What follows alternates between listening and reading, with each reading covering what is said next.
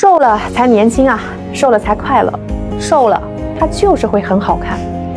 现在把一定能瘦呢打在评论区里面好不好？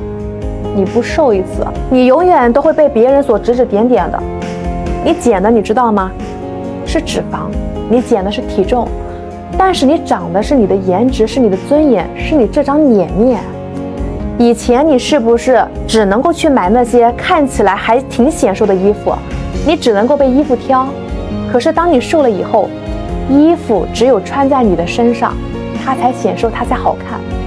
饥饿感有什么可怕的？